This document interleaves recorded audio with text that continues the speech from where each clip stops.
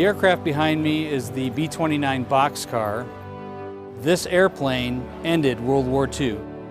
It dropped an atomic bomb on Nagasaki on August 9th, 1945.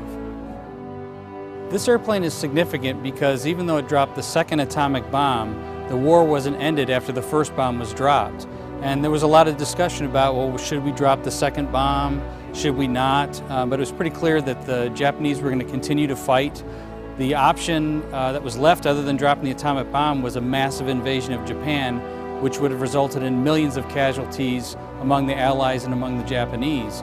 So the decision was made to drop this second bomb, and actually the target for that bomb was supposed to be a Japanese city called Kokura, but it turns out that there was smoke obscuring the city from a bombing raid that was nearby on that day. And the instructions were that they were to be able to actually see the target, not use radar bombing, which they had that capability. So after 3 runs over Kokura and running low on fuel, the decision was made to attack the alternate target, which was Nagasaki. As the crew approached Nagasaki, it was covered in clouds, and so they were a bit concerned, will they have to bomb by radar or just ditch the bomb in the ocean? But just as they were about to go over the city, the clouds parted, they were able to see the target, and they bombed visually.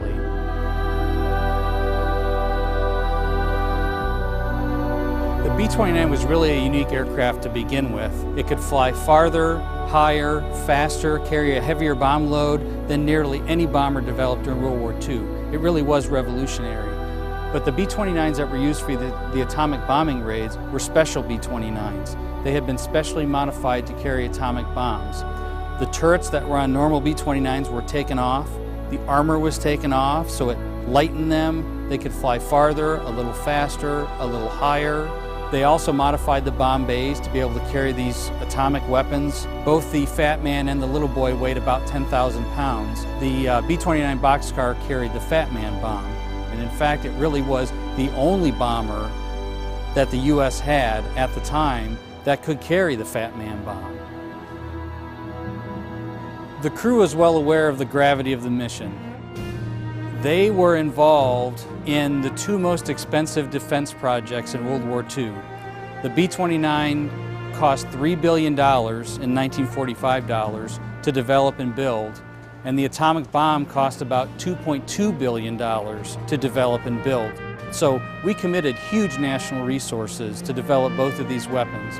They knew the brutality of the war. They knew that it was dragging on and on. At the same time, these were professionals. That said, they had a lot of problems on the mission. Before they even took off, they had a problem with the fuel transfer pump, which meant that they weren't going to be able to utilize all the fuel in the airplane, but they still had to carry the fuel. Then, as they were approaching Japan, they were supposed to meet up with a photographic aircraft that would document the mission. They orbited for 45 minutes, waiting for this photographic airplane to show up. It never did. So they're low on fuel. They go to Kokura, the primary target. It has smoke over it. They can't bomb visually. They make 3 runs. The fuel's getting lower and lower. In the end, though, they were able to get to Nagasaki and bomb visually. But even after that, they didn't have enough fuel to get back to their home base. So they had to divert to nearby Okinawa, where they were able to land. But as they were coming in on final approach, one of the engines ran out of fuel and stopped. And then after they landed, as they taxied to the end of the runway, another engine stopped. So that's how close it was with their fuel reserve. I think one of the big legacies, in particular for the Air Force, is that the justification to have the Air Force as a separate service, which happened a couple years after the war ended in 1947, is the concept that air power can be decisive. And one of the ways that air power is decisive is through strategic bombing. The strategic bombing in Japan absolutely devastated that country's industry.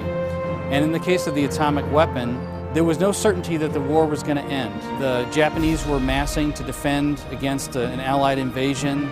The Japanese had amassed kamikaze aircraft. Civilians were given anti-tank weapons to try and defend against a land invasion.